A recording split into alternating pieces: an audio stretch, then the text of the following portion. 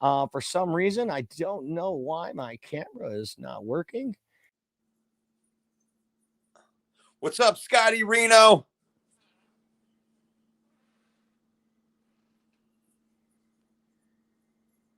Man event Mike, add to the stage. All right. Hey, there I am. You did that. Did you do that for me? I did that for you.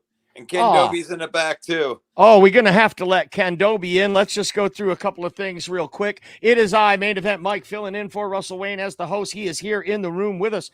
Be sure to put your comments in. It is an open mic forum here today. We are going to talk about all four teams in this division, with the Chicago Bears and Minnesota Vikings gaining a victory this week, and the Lions and the Packers suffering some devastating losses. I would say devastating for two different reasons, though. Lions devastating loss because they just got blown out. It was 28-0 at halftime. A disgraceful performance by the Lions, and a disheartening loss for the Packers because they lose to the the Broncos. So yeah, two tough losses and two big victories. Minnesota Vikings with a huge victory over one of the best teams in the league, San Francisco 49ers, and the Bears taking care of business at home against the Las Vegas Raiders and their two backup quarterbacks. So we welcome to the program now a Bears aficionado, and from the Hallis Hall Report, it is Mr. Ken Dobie. How are you, Ken? Hey, good morning, Mike. Hey, good morning, Russell. Good morning. Well from the trip. I love that Honolulu blue and white you're wearing today. Oh, no, this is Argentina blue and white today. We'll just fake it and pretend that it's Lions blue, okay? We're just going to okay. I mean, you're the only guy with a Willie Galt jersey on his wall, so you can wear Lions blue, in my opinion. Signed Willie Galt, and this is a Messi, so, you know. Oh, okay. I don't know if Lionel Messi plays for the Detroit Lions or not, but. Yeah. Are you a big soccer fan? Oh, yeah. Yeah. Wait, do you see that right there? I have no idea what the hell that is. Bayern Munich? I have no idea. The 11 straight league champions. Oh, I thought it was a beer sign or something. No. Yeah, well, if I was a Bears fan, I'd like soccer too. Welcome to the program, Ken. Good morning. What do you think? Yeah. I want your takeaway from this 30-12 win that the Bears achieved over the Raiders, and now 2 wins in the win column. But the question that's on everyone's mind, though, Tyson Bagent, Secret Bagent, man. Are you ready to sign off on Justin Fields and let the kid take over? No. No. That is the shortest answer Ken Dobie's ever given to any question ever. Explain, please elaborate. He's the backup. Just as a starter. Okay. I mean, they got the win. Sure. He managed the game well. Sure. Everything was short. Okay. Nothing got pushed downfield. A completely different game plan than what you see when Fields is in. But he's the backup until such time as he isn't. And I mean, coaching staff has said it. He's look. I'm happy because I know we've got that solid backup we need. Mm-hmm. You know, you got to have a solid top backup in this league. You do. He's going to be that guy. You know, and I think when Justin gets back, we're those guys. Even between the two of them, they understand it. They're 1-2. So Fields is going to be out this week, it looks like. It looks like we'll get to see Fields week 9 in NOLA. I'll be at that game. Oh, really? Yep. So that's probably when we'll see Fields come back. So unless he completely shits the bed, like it becomes the worst quarterback in the NFL, which I don't see happening, his job is probably pretty safe. Okay. What if Bagent goes out there, looks great against the Chargers, and comes out of there with a win? Will that sway you at all, or no? No, it's the same thing. He's the backup. I mean, all right.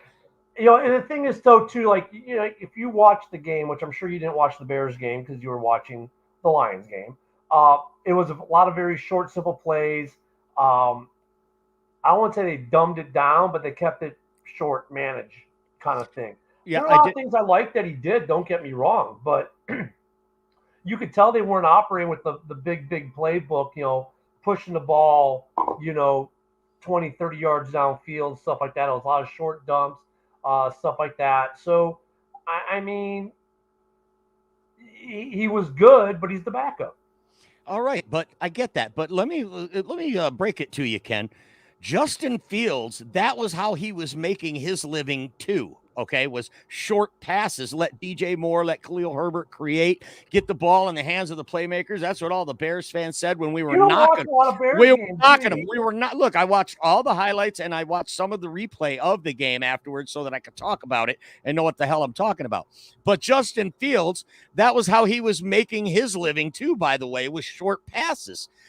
I think the kid is great. Tyson Bagent, yeah, it was his first game. He comes along with a win. I mean, I know he went to a Division II school. This was a great move, though. Let's give the kid his flowers. Let's give him his props. He comes from a Division II school. He definitely set some records, but he goes down. He plays at the Senior Bowl where Luke Getsy coached the team, and he's an undrafted free agent. He actually, I heard that he had his choice of a few different teams that wanted him to sign with them as an undrafted free agent. He chose the Bears because of the relationship he built with Luke Getsy at the Senior Bowl. And lo and behold, I mean, best case scenario we're thinking is this kid does well in camp. He makes it to the practice squad. That's was the hope for him.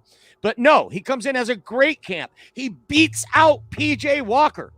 Oh, it's a great story. And then he wins his first start against a team that just beat the Packers, who destroyed the Bears. So I've got to think that Tyson Bagent's got a little bit more street cred than what Bears fans are giving him. I agree, though. You've got to see what you've got in Justin Fields. I don't think you give the kid the job just yet. But like you said, you got to have a good backup in this league, and I like it. What will it take for Justin Fields to get benched to bring the kid in for you, Ken? If he starts giving the ball away, like, you know, if he can't manage, starts throwing a lot of interceptions, you know, plays terribly, I mean, then yeah, now there's more of an impetus, I think, than there would have been before, because we know Bagent is good.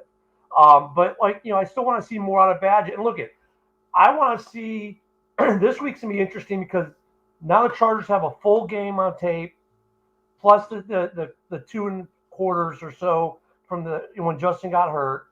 So now they can really scheme for Bagent. Let's see how he does now. You know, backup quarterbacks, and it happens everywhere in the league. A guy comes in the game, second, third quarter, does well for his team. Oh my God, look how he's so much better than our starter. And then 2 weeks later, now when teams have tape and they can game plan for him, oh, this guy isn't that good. You know, I don't want him to fall into that. I think this kid is good. He's got great awareness. He's got a ton of experience. I mean, he played, 40-some games in college, which is more than most, right? So he's seen a lot. You can't discount any of it. I think right now he's probably, you know, your top-tier backup in the league, right, with the opportunity to become more. And if Justin Fields shits the bed completely and terribly, then they make that change. But I don't see that happening, you know, week 9, week 10. Maybe it's a week 11, 12 kind of thing. If he's really playing bad, the team isn't responding to him, to Fields, then maybe that becomes the thing. But in either case, Mike, I think all this this trash, they're trash links. We know what they are. With all the Bears are looking at quarterbacks in a draft, that's done and over with. I think between Fields or Bagent, the Bears aren't drafting anything in any kind of early round at all in the quarterback position. That's a position that we're not looking at in the draft anymore. Between either Fields, you know, keeping both, or if Fields has to be gone, then Bagent becomes your new Purdy. Interesting. Well, I'll tell you, right now, Justin Fields is throwing the ball at just over a 50% completion clip. Okay. That's pretty bad, Ken. That's bad. His record as a starter is abysmal. I'm not sure how much worse you're thinking that Justin Fields needs to be before you yank him for someone else. And hold on. And I totally disagree with you. I think Ryan Poles is absolutely looking for a quarterback. 100%. If Justin Fields shits the bed, like you say, and they ship him out, trade him, do whatever they're going to do with him, Tyson Bagent is not he's going to be the answer. They're going to be looking for a quarterback in this draft in the first couple of rounds. Mark my words. Go ahead. Well, also Fields is pushing the ball downfield more. Also, if you look at the game against the Broncos, if you look at the Washington game, he had, you know, phenomenal quarterback rating. He was the best quarterback in the league for those 2 weeks. We've seen it from Justin that he can do it, but the game plan was completely different against the Raiders than it had been the previous 3 weeks. I mean, The game plan was completely different. You're shaking your head, no, but you were watching the game. Ken, I watched the Washington game, and I'm going to tell you that's exactly what Justin Fields did in that pushed game. The ball downfield a lot. He had a 54-yard pass, and then he had a nice one in the back of the end zone for a touchdown. Guess how many passes the rest were dink and dunk last week? DJ Moore had a career game, and it was all on screen passes mostly. Guess how many passes Badgett had over 10 yards yesterday or this week? Guess how many?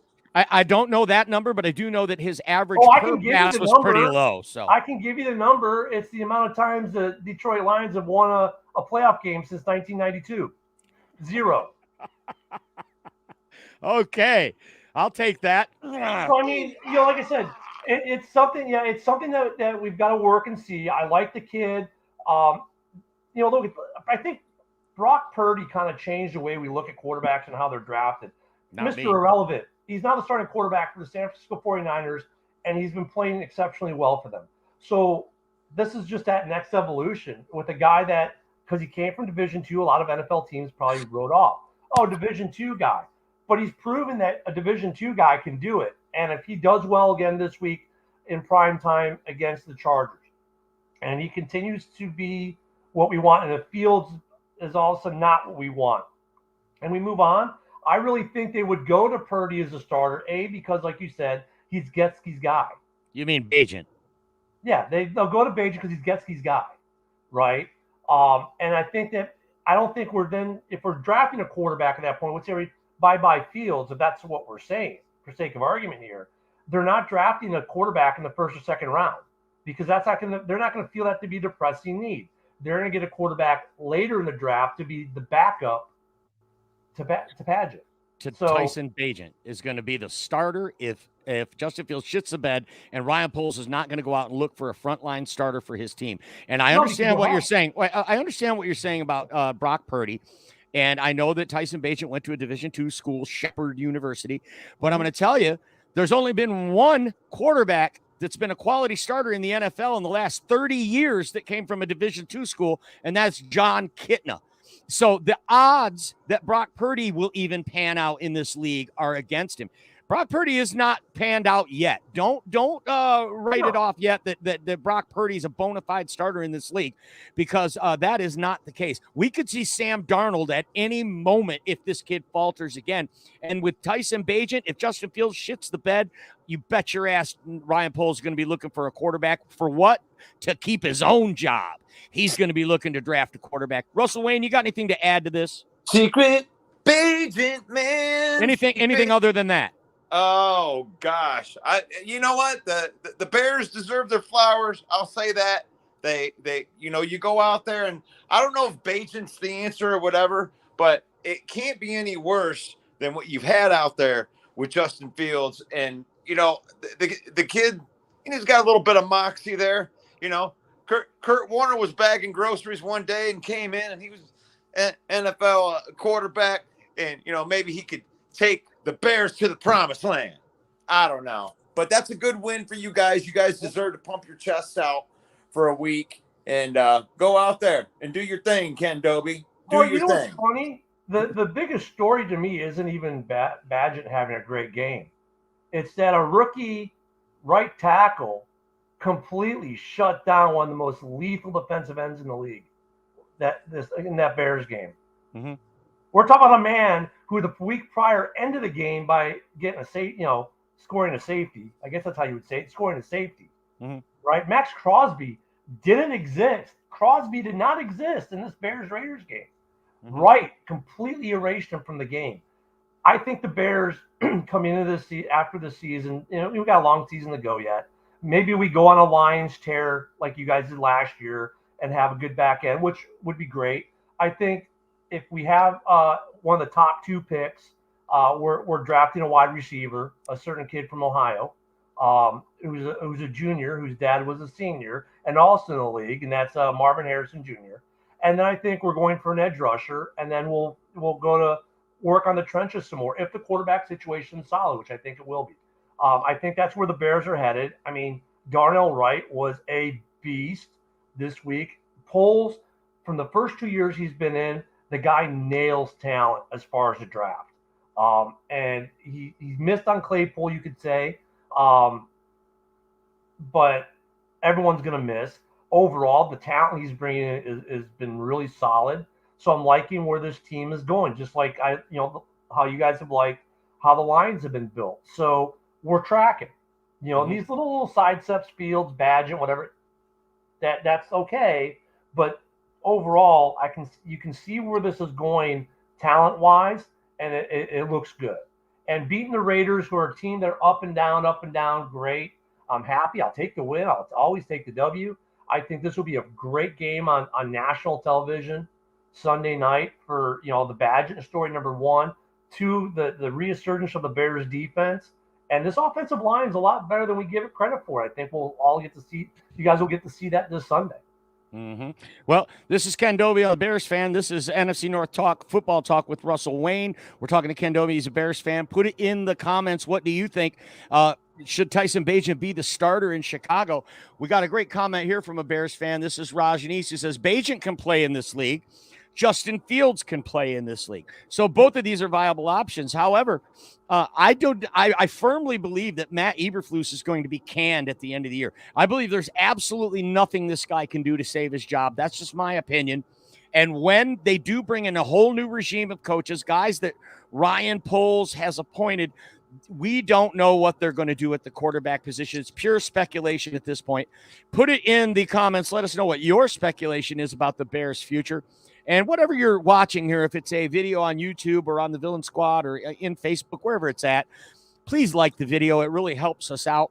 If you haven't already, please subscribe to our YouTube channel. It's at Main Event 365, or follow our Facebook group. It's Detroit Lions Villain Squad. I am Main Event Mike, and every Monday night, of course, we host Open Mic Night for the NFC North. It's a semi-trash talking show. It used to be a trash talking show till I ran everyone out.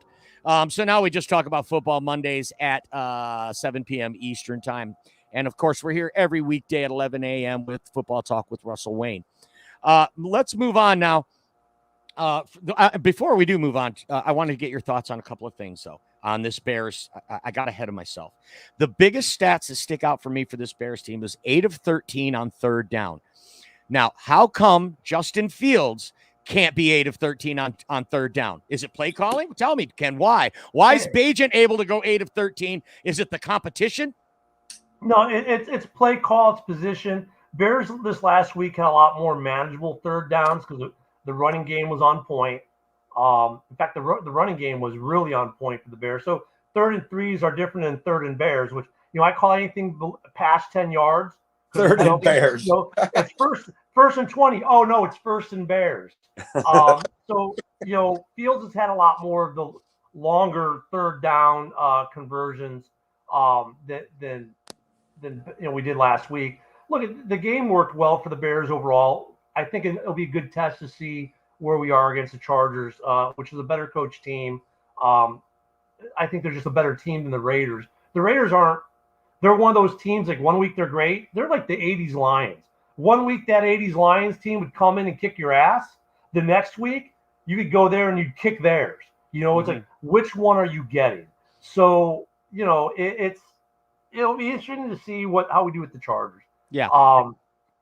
Brandon Brandon Staley, coach of the Chargers, on the hot seat for sure. His team's been underperforming according to their roster. Josh McDaniels, one of the worst coaches in the league, in my opinion. So two weeks in a row, you get two teams where Eberflus probably won't be out coached. So that's a positive for Chicago for sure. Another stat that sticks out to me is the Chicago Bears overcame 9 penalties in that game. Las Vegas, only 2 penalties. That's a testament to the coaching when you can overcome the penalties, but it's also an indictment on the coaching when your team commits 9 penalties. Yeah. So I really don't see Eberflus surviving into next year. The Bears have never fired a coach mid-season, so It would be surprising if they did that. I want to get your thoughts now, Ken, as we transition to this huge victory by Minnesota over San Francisco. Does that make them legit contenders to win this division now? No, it just reiterates how good of a quarterback Kirk Cousins is and how important he is to that team. Agreed. I don't think that makes them a contender all of a sudden any more than Green Bay is a contender. our division right now has one team that's a contender for the division, and that's about what they're a contender for. And it's got 3 teams in flux. Minnesota, Kirk Cousins, I don't know why they haven't signed him yet. Pay the man, give him some money. He wins you games and keeps you in games. It was they beat a good San Francisco team without one of their top weapons. But you know what? It's Kirk Cousins, man. He's that team. Without him, I just blows my mind how many, and we've seen the Viking fans get rid of Kurt. We don't care. Get rid of Cousins, and we're sitting here like, what is crack that cheap in Minnesota that you guys are smoking that much of it? I mean, Kirk Cousins wins games for you. He keeps you relevant. Why are you not paying this man? I agree 100%. He's been carrying this team all season. With all the depletions they've had on their roster, it's been Kirk Cousins has gotten them to this 3 wins. I mean, the Carolina game, the defense bailed them out. The defense has been playing over their head in Minnesota. I think Brian Flores is as advertised. He's getting the most out of a thin roster and keeping them in games as well. So between Brian Flores and Kirk Cousins, that's the two best things they've got going for him. And I agree with you, Ken. It blows my mind why Viking fans want to get rid of this guy. I mean, let's face it, our 2 franchises, if Kirk Cousins played for the Lions or the Bears, he'd be like the greatest quarterback we've ever had in our history. And we'd have statues of him around the stadium probably. I know why they haven't paid him. Tell us. You paid the tight end $17 million. Then you paid another tight end $8 million. You have to pay Justin Jefferson $30 million. That's why they're not signing Cousins. Yeah, but Russell, it's their fan base. Like Sarah, she comes on the shows and she's like, I can't wait to get rid of this bum. And we know Sarah's on all, she's on the shows a lot, making comments. So we know. And she's like, get rid of the guy. And I'm like, I don't get. Rob will tell you, get rid of him. I don't know what it is with Vikings fans with their hatred for Kirk Cousins. I don't get it either, Ken. They don't win games. You know what, Ken? I don't get it either, because Brad Holmes said something that rang through Lion fans' head when they were bitching about Goff. He said it's a lot easier to get worse at the quarterback position than it is to get better. Yeah, it's not that easy to get better, especially when you have a Kirk Cousins at quarterback. I don't know. I mean, you better hit on that draft pick or whatever it is you think you got. But I love this comment from Bear Down Mike in regards to the quarterback situation in Chicago. The locker room will tell you which QB they want throwing the ball, right? The players will band together and say, get rid of this Fields guy. He's a chump. Let's let the kid play. Or they're going to say, hey, he's just a backup, like Ken Doby says. I love that comment. Or they say, hey, we like them both. I mean, they can say that too. I think, well, we'll talk about it tonight more extensively, I'm sure. What do you mean tonight? Tell us what you mean by you'll talk about it tonight. Tonight, Hal's Hall Report, 7:30. It's Wednesday, right? Yeah. 7:30 tonight, Hal's Hall Report. We'll definitely be talking about this. And Mike brings up a good point. The locker room does drive the train. I don't think the locker room has a dislike for either of these quarterbacks. I think both quarterbacks are well liked in Chicago. I think the great thing about Badger, guys are just up because it's a great story. It's such a guy, like you said, coming out of a D2 isn't drafted. No one thinks. So guys are naturally going to pull because we love the underdog. So yeah, I think it's good for Chicago. It's some good energy for Chicago. We'll see how that goes. And conversely, going back to staying on point with the Vikings, they've got great energy. The guys love Kirk Cousins, and that's a great point that Mike brings up for the Vikings, because the players love Cousins, right? I don't get why the fan base is so anti-Kirk Cousins. You know what, Mike? I would say if Kurt said, you know what, Detroit, Chicago, Green Bay, $1, you're mine. $1. I just want to beat the Vikings. We'd pay it. We'd pay whatever you want. You want how much? $30 million? Here you go. I think any of our teams would pay it because he's been worth. And how many quarterbacks can you say this about, Mike?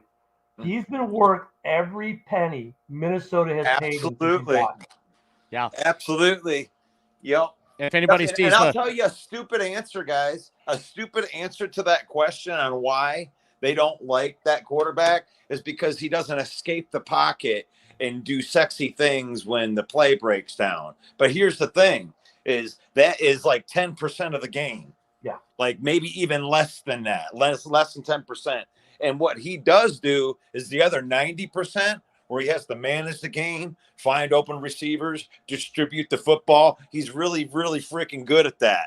But what people want is the sexy 10% of the plays. That's the stupid answer. No, and you know what? You're right though, Russell, because look at when Jordan Love was going to became the starter in Green Bay.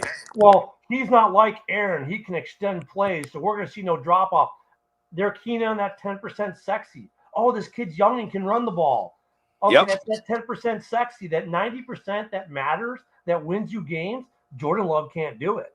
Yep. You How know? does that 10% feel when there's 3 L's involved in those plays? Congratulations. You got a quarterback that can get 40 yards rushing in a game. Yeah. Awesome. Yeah, Kirk Cousins is going to be one of those guys. He'll get in the Hall of Fame, maybe without a ring, but his numbers support it. He's one of the few quarterbacks in this league with hyperinflation of contracts that you can say the 20 some million a year he's been getting paid, whatever. He's earned every penny of it. He's been worth every penny of it. He's not a controversial guy who's going to go out there and put your team in a bad light by saying stupid stuff or doing stupid stuff. I mean, he's a family guy, teams like that.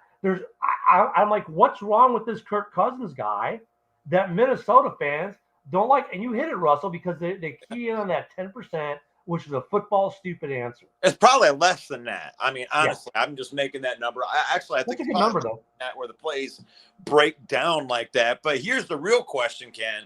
You sound pretty keen on one Kirk Cousins. Would you trade Kirk Cousins for Justin Fields straight up? Right now. Let's go.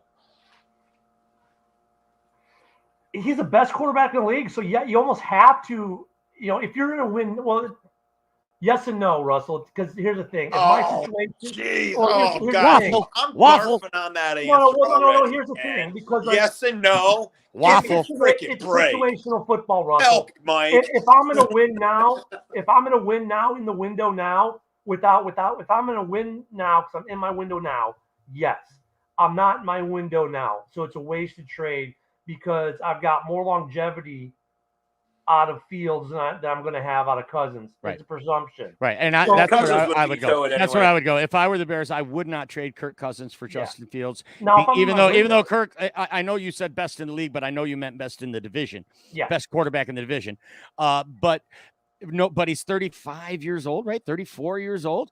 And with upside and trade value, I think Justin Fields has way more upside. He's a slippery guy. There's another team out there that will give you some major collateral for Justin Fields. And I don't think I would trade for Kirk Cousins if I were the Bears. If I were the Jets, I would. Yeah. Awesome. Thank you guys both for making my point. I appreciate it. If you're in the window, if you're in the window, you definitely. But if you're a team that's 2 years out, a year, 2 years out, maybe you don't. It just sounds so funny to me. It's like, oh well, should I trade a quarterback for one of the best quarterbacks in the league? Well, he's old and damn, that Justin Fields is slippery. Well, no, but Russell, it's coming down to where you were at situationally in the league. Like if I'm the Lions, I would take that because you're in the window. Right, you're taking this way too serious. If I'm San Francisco, I make that trade. I'm in the window. I can win this year. So there are a couple teams that are you going to trade Jalen Hurts for him? No. Are you going to trade Mahomes? No. But there are some teams that are in that window that you go, if I get this guy, I'm winning the Super Bowl. So you make the trade because you're winning the Super Bowl this year. Right. Is a feel. But if you're the Bears, you're going, I'm not winning the Super Bowl this year, even with Kirk Cousins. So why am I going to give up capital and longevity?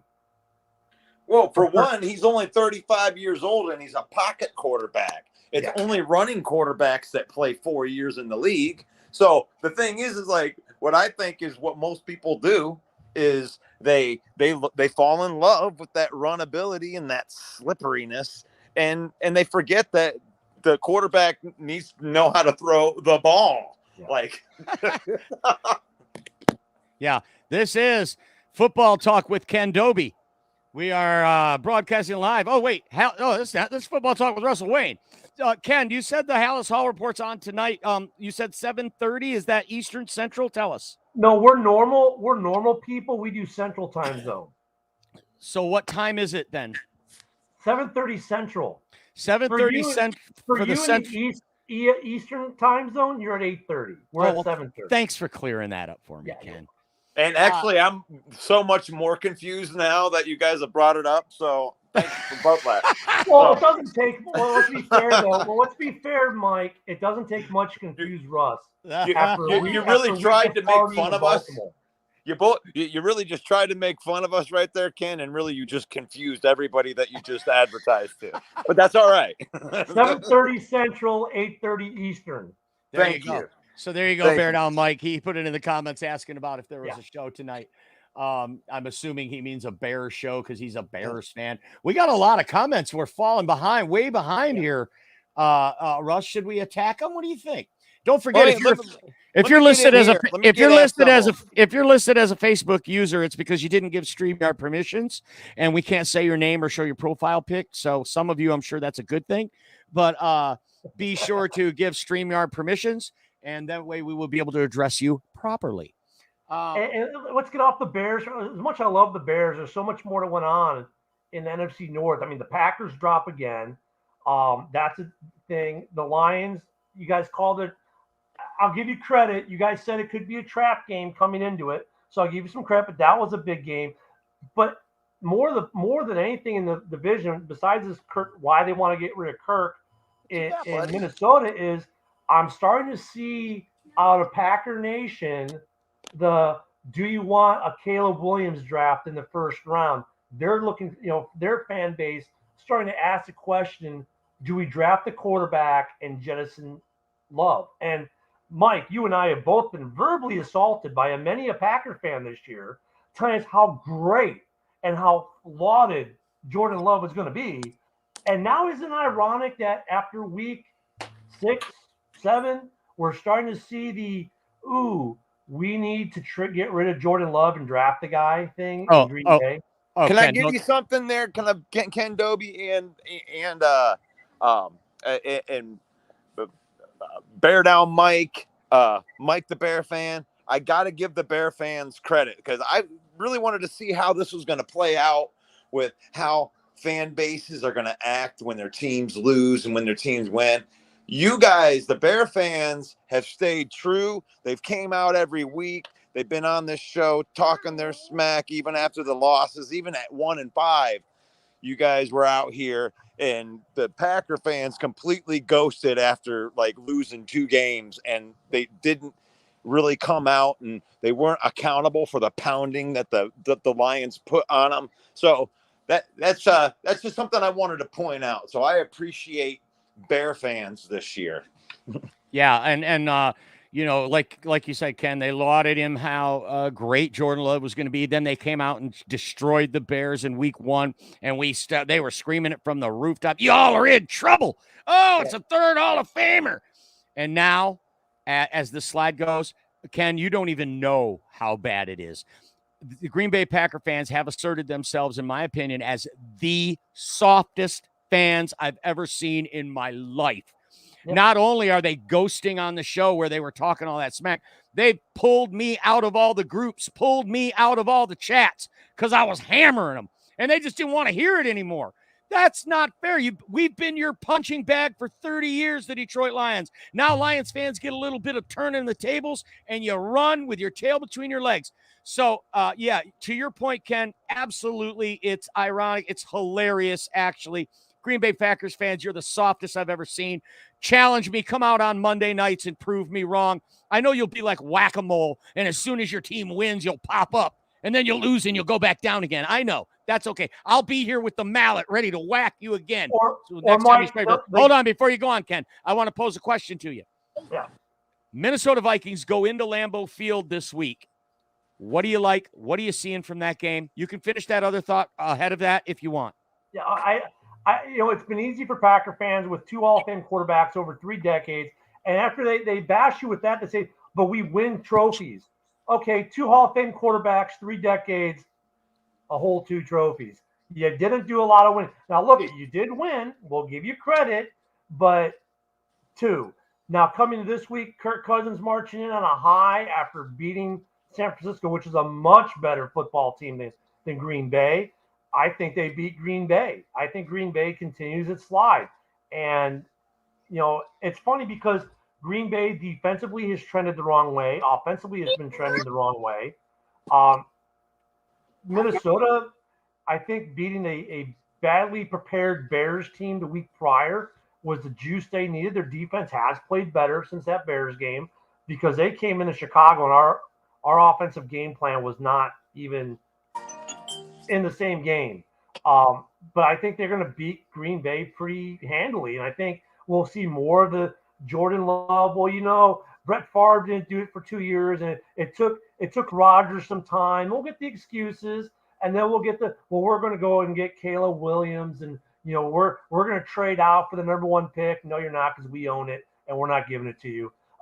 You're going to start seeing that kind of stuff out, Packer fans. But look at 30 years they've had winning football. They don't know. A lot of these guys are young. These fans, your Wodges of the world, those Brandon Wodge of these guys in their 20s and 30s, they don't remember the Majkowski days. They don't remember the 80s teams that couldn't find the football field. Right. So I mean, it's a learning curve for Packer fans. Lions fans, Bears fans, we get it. Vikings fans are used to heartache as well. Packer fans are like, well, we win divisions. Well, great. But what have you done? And now they can't win a division for a second year in a row. They're a Hard Knocks candidate next year again, which for them is like, oh my God, what? We can be on Hard Knocks? Yes. I mean, they've never had to live through it. And look at Packer fans, get used to it. This is going to be used in the next probably 2 to 4 years as you rebuild your franchise, because you all wanted the Hall of Fame, future Hall of Fame quarterback gone so bad. You ran him off to New York. Well, guess what? This is what you get. You got Jordan Love. He's not what you thought he was, right? He's not the next Hall of Famer. You're welcome to the NFL. You're going to have to do what the rest of us did, try to figure out this quarterback position. You have been blessed for 30 years. That time is over. Yeah. I'm more optimistic about Jordan Love than you are, than I know that Russell Wayne is. I think Jordan Love is going to be a quality quarterback in this league. Hall of Fame and all that, the jury's still out on that. But now is the time that us other fan bases get to attack the evil empire, because he's stinking it up right now. I do believe, though, I've been on record to say, I do believe that Jordan Love, from what I've seen, is going to be a good quarterback in this league. I think it turned out to be a good draft pick. But like you said, they ran a Hall of Famer out, just like they did the last Hall of Famer. They ran Brett Favre out of town as well. And you got to take your lumps in those couple of years as this quarterback develops. I think they are on the right road. I do think Jordan Love will turn into a quality quarterback in this league. Let us know what you think. Put it in the comments. Do you think Jordan Love is going to be a bust? Let me chime in on this one. Go ahead, Russ. Because I wanted to talk about depth right here. At the beginning of the season, we had talked about how Minnesota had lost everybody. But last year they had the 32nd ranked defense in the league right here. So now they have an average defense, and you're seeing a team with a very good offense with average defense play coming in and winning some games now. So what we thought was a problem for them because they didn't have anybody ends up turning into a strength, because you have all of these no-name dudes on defense that are actually playing decent together. Now, from the other side of that, you have the Green Bay Packers, who the opposite is happening. You have a whole bunch of young players that you need to direct and put into good situations, but the coaching staff is failing those players right now. And I don't think Jordan Love's all that good, because you've been put into high pressure situations where you could have came back and won games, and you throw interceptions in the biggest moments. You're not making plays in the biggest moments. You're looking silly in the biggest moments. So you're in a prove it state for me right now, Jordan Love. You need to prove it to me, because right now I think you are who you're showing everybody that you are, which is a below average NFL quarterback, and you're in danger of being a bust because you're not a rookie. You're not a rookie. You've been in this system for 4 freaking years. So I think that because Minnesota is trending in the right direction, they're coming on this big high, I think they will go in and take care of business against the Green Bay Packers. And part of that problem, though, is the Packer fan base, because they all put Love on this high bar. I think when they drafted him, it was the right call. You draft the guy to learn behind, Rodgers. I think they did it in practice. They did it right in Green Bay, the way they did it, as far as bringing Love in to learn. Now, I don't maybe, now we can all say we don't agree with them running Rodgers out of town for Love, but the concept of drafting a guy to sit behind Rodgers, pick his brain, learn, right? Okay, great. But then when he left, they put him on such a high bar. Unless the guy was Rodgers, it's a failure. I agree with you, Russell. I think he could be a good quarterback in this league, but he also needs better weapons. He needs some better protection. He needs some better things. He's got his ace in the hole. This is wait a minute. Christian Watson's better than Justin Jefferson. Oh my God. Okay. I mean, they've got probably the best running back in the world. He's got weapons. He's got the best running back in the division, is what he's got in Green Bay, because that guy will wreck games. He did it in week 1, and when he was out, they couldn't find the field, let alone the end zone. They probably have the best running back in the division right now. Well, he played in a game against us, and we demolished him. So I don't know.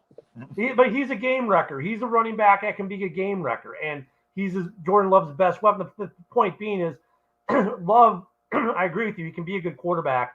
He needs some things. He needs some things, and it shows that. Yeah. What also shows is you can be a good quarterback who's been on the bench learning the game, but getting reps in games is a lot different than just being a backup. That's why I'm happy with Bagent getting basically 2 be starts. average before you worry about being good. I mean, he ain't even average right now. This dude is looking like he's a detriment to the team, the way that he's been playing the last couple of weeks. Yeah, no, I agree. He can be a better quarter. He can be better. He can be good. Like, I agree with you there, but it's just he's got a really good running back. After that, but, out of the 6 Packer fans that are left out there that are still following the team, some of them are thinking about bringing in Sean Clifford. So it's like that's their mentality. I don't see that happening, though. They're going to ride Jordan Love out this year. He's going to start next year as well. And this comment here by Fred Peterson, I can't tell you how many posts I've seen from Packer fans saying Love is coming into Detroit on Thanksgiving and going to destroy the Lions. Okay. That's a tough one for me to swallow, Fred, but you're absolutely right. Our good friend A-Dub, who's a Packer fan, says, I've never claimed that Jordan Love would be a Hall of Fame quarterback. And that's true, A-Dub. And I got to give you your props. You predicted this team would be lucky to win 7 games. They're going to watch their young quarterback develop, and that's exactly how it's playing out. He says, I'm still on the watch and see approach, especially knowing this team wasn't going to be a guaranteed playoff team this year. Even though they do have the best running back in the division, like you said, Ken, they have arguably the best defense in this division. The Lions are trying to lay claim to that as we speak, but last week didn't help that claim at all. But that's a great take, A-Dub. And we know that you are one of the even-keeled, even-minded Packer fans. You're not jumping off a cliff. You're not ready to bury your team. You're not leaving chats. A-Dub, you're still here defending your team. Much respect. And there are other Packer fans that are out there that are like that too. Like it's just some of them are soft. There's a soft part of the fan base. There's a soft part of the Lions fan base too that I'd love to call out. You guys are so damn wishy-washy. God, I am so glad that the coaching staff doesn't freak out like this fan base does after every damn loss. God, after they win every game, it's like these guys come out with their Lions pictures with armor and stomach muscles and in battle suits and saying we're going to win the Super Bowl. And the very next week, the same people are like, oh, my God, same old Lions. Can't believe it. Oh, they're going to fall. It's like, wow, guys, ride this wave and realize sometimes you get got. you get got. You see it happen in the UFC constantly. 2 championship fights. One guy staggers the other guy. And if he's good, if the other guy is good and you see him staggering, good UFC fighters will put that guy away. And that's what John Harbaugh is. He smelled the blood in the water. 9 plays into the offense. We were down 21-0. I was there. I felt it. We pumped our chests out there for about 5 minutes. And Lamar Jackson took that over. And that's hard for anybody to come back from. And John Harbaugh, he smelled it. He kept the pedal to the metal the entire game. He didn't play any of that ball control stuff. He kept passing and being aggressive. And I thought that was a kudos to John Harbaugh for coming up with the game plan. But I ain't going to overreact to this loss like some of this fan base is. Alex Smith comes in and says he's a Broncos fan and our defense is horrible. Jordan Love is a joke. Go ahead, Ken. I mean, look at the Baltimore game for you guys. To your credit, said this could be a trap game. Baltimore's a good team that's been trying to figure out their way. They figured out their way pretty well this Sunday. And look, for Lions fans, I agree with you. Russell. It's like fans seem to think that every game is a Super Bowl. It's a 17-game regular season for a reason. And you're going to have games where you scheme it wrong. The other team has some game records that just wrecked, which is what happened. Sunday was a perfect storm for Baltimore. Everything that they wanted to come together came together. Everything that Detroit wanted to do just wasn't there for whatever reason. It was a humble pie game for fans. For the fans, some of the fans who've been riding oh yeah, we are the best in the NFL. And, we saw the talk when here are the 5-1 teams, who's the best. And Lions fans, oh, we're the best 5-1 team in the NFL. We're going to destroy people. And it was a great humble pie game for the fan base in a sense to reset and go, you know what? This is not easy. This is going to be some work. There's some other really good teams, especially in the AFC. And you just walked into a Baltimore team that's just been, salivating. It's the NFL. Yeah, and they got you. NFL. Good. The NFL. I mean, look at the you could go back 85 Bears lost 4 to years. Miami. That was that Miami team the Bears lost to in 85 was a terrible Dolphins team.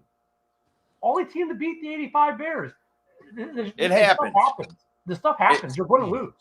Can we go one show without mentioning the 85 Bears? Hey, for God's that was a sake? good reference for you. I mean, Just one show. Just one show. I want to go without mentioning the 85 Bears. Yeah, but it was almost, dude. You made it team, 50 minutes into this one. I thought it was going to happen, Mike. That was going to be the record. I don't really bring up the 85 team much, but it's salient to your team right now because how some of the Lions fans are reacting. It's like people like even the 85 Bears, who people will some say were the most dominant defense, blah blah. All those whatever people are going to say. The only loss they had that year was against a very bad Miami Dolphins team. Sometimes you're going to walk into a game, especially as an away team, and they're going to have your number for whatever reason. Baltimore had your number this week. They gave you some humble pie. Right. You eat it. You go back to work on Monday or Tuesday, and you prepare for Green Bay, and you walk in the or you prepare for. No, you guys are you got the Raiders. You prepare for on the Raiders. Monday Night Football. Yeah, on Monday Night Football. You saw everyone on Monday night that this Baltimore game was just a blip on the radar. That's what you do, and that's what they're going to do. I don't see you guys losing to Vegas this weekend. Right. And thanks, No, actually, Ken. I wouldn't want to be Vegas this week. Honestly, this is why I want Lions fans to pump the brakes on all the negativity. It's like we lost in a spot where we don't normally lose. This is very similar to the Carolina game last year, where the reason that we lost was the normal guys that we can count on, like the offensive line to keep Jared Goff clean. And, David Montgomery's a bigger loss than what people think that he is for a guy that can run in between the tackles. Jonah Jackson on our offensive line was out. So it's like, you don't blame injuries, but this is the reason why you have depth throughout the season to get, some of these guys back. But they took advantage of it, man. And it was out there. It was apparent. And I would assume the Lions are buyers at the trade deadline. This is also where you look, say, okay, maybe I need to trade for some depth going into this run because look at the Lions feel that they're in the window, and rightfully so. You're in the window right now. So you could do something no Lions team has ever done in the history of the Detroit Lions, and that's hoist the Lombardi. So now your front office can say, okay, wow, Montgomery was really that important. We need some more depth maybe in the backup running back. Is there some look at the Bears just stole a guy off a practice squad, right? Is there a practice squad guy we can steal off somewhere to give us some better depth? Is there, that's what's great about a game like that you just had on Sunday.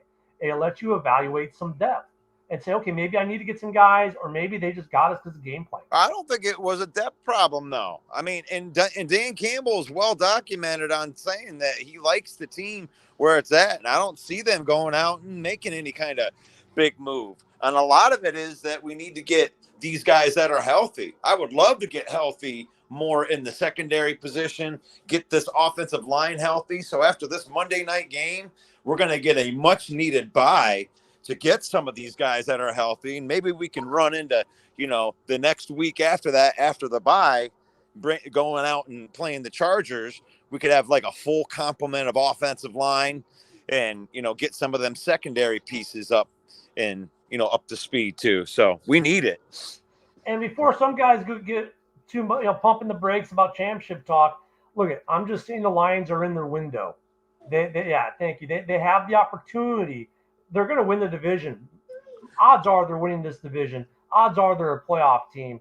Therefore, they're in the window. So they have the opportunity to do what they've never done.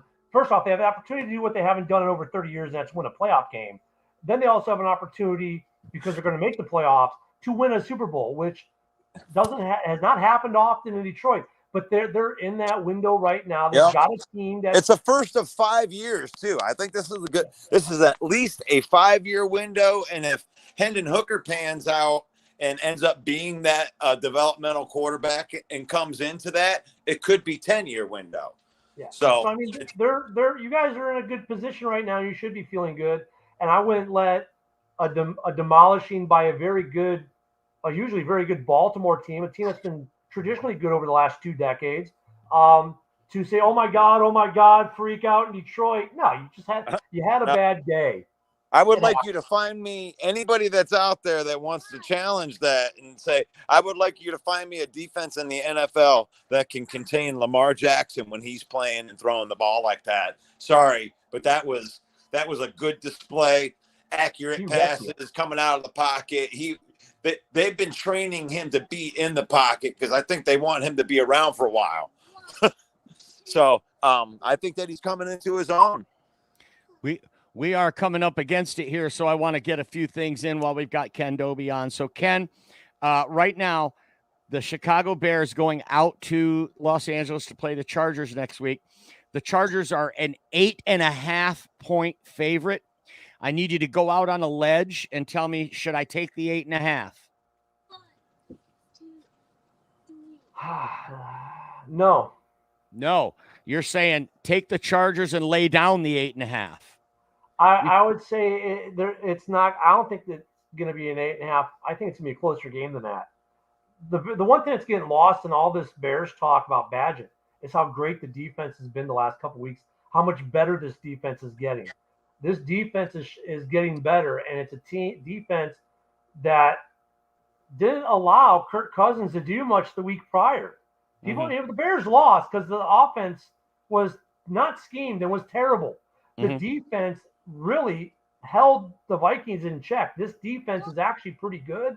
It's getting good, I should say. Not that it's pretty good, it's getting good. So I think this is going to be a pretty close game. Okay.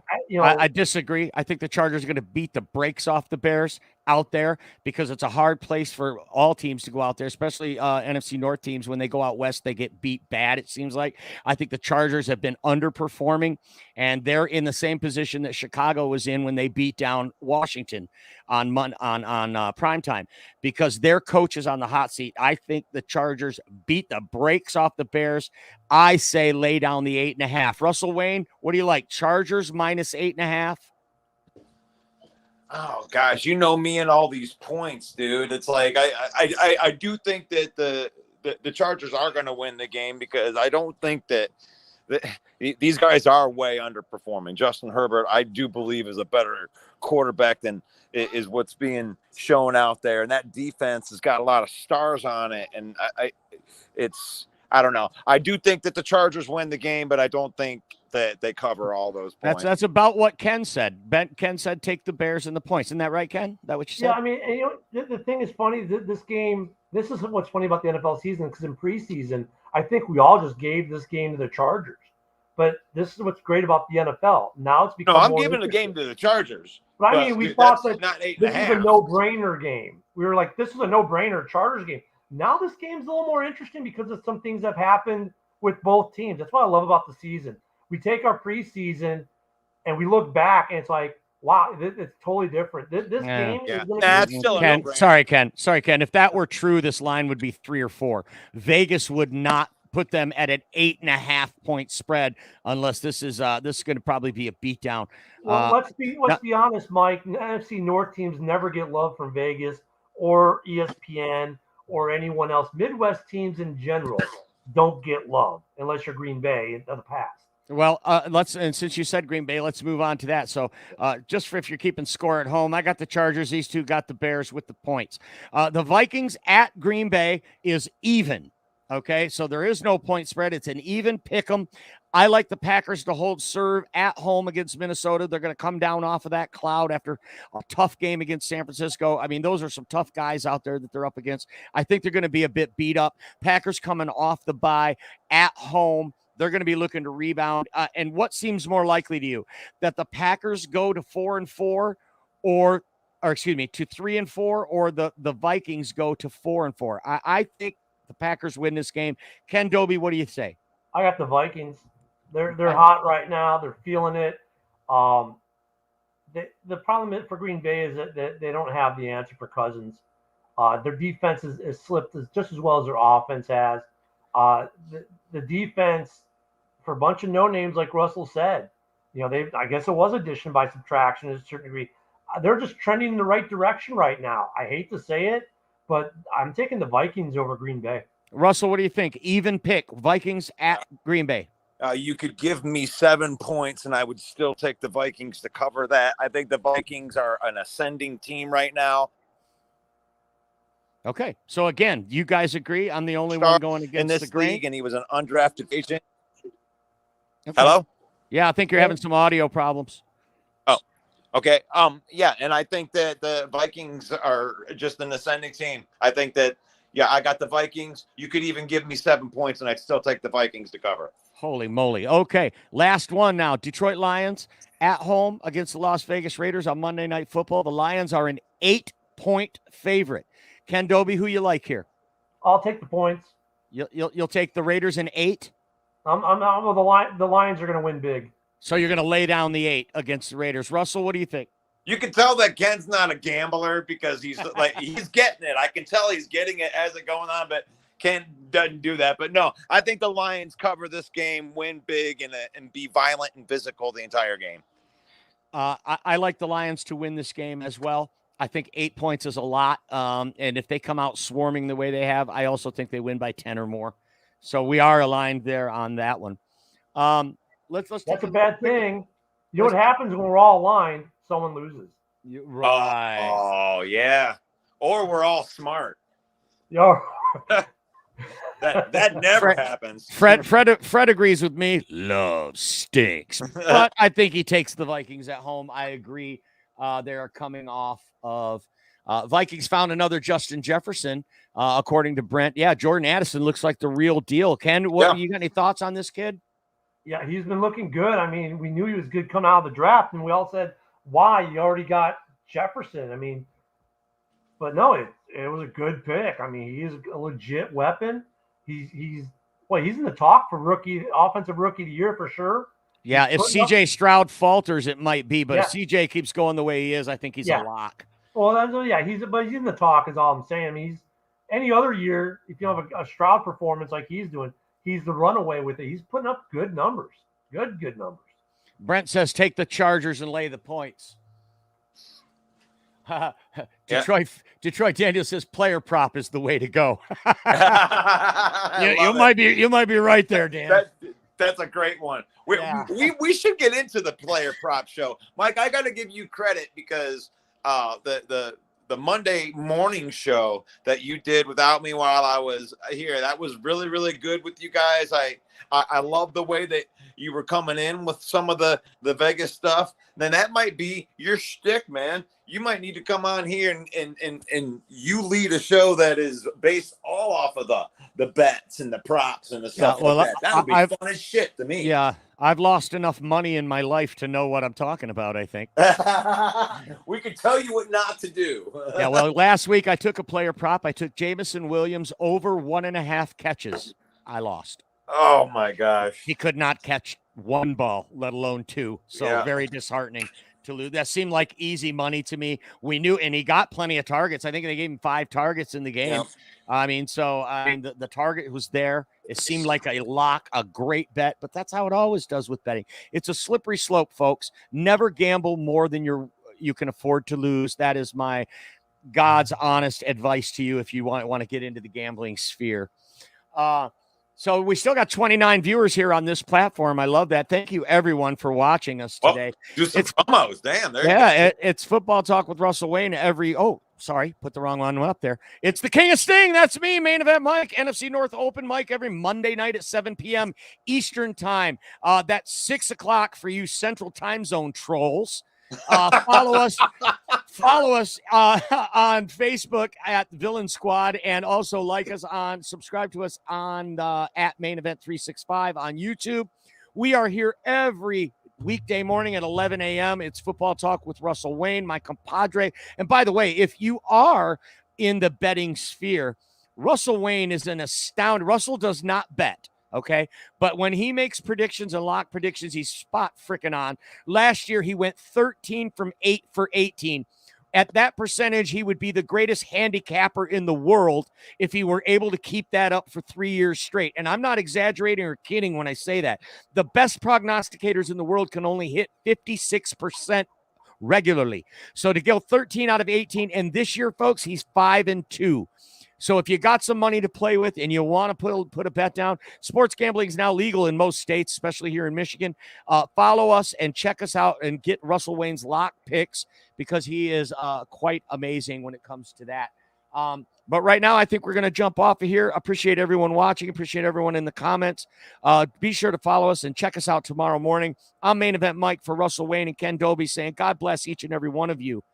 Peace out, my friend. What's going on, Russell Wayne and the Main Event 365 Network? This is Jason Kabinda from the Detroit Lions. Here to give y'all a shout out, man. We appreciate all the support, man. Know you guys are big fans. Know that you guys are rooting for us to take the North this year, and we're going to do just that, man. Appreciate you guys so much. Just want to give y'all a shout out. You have a great day.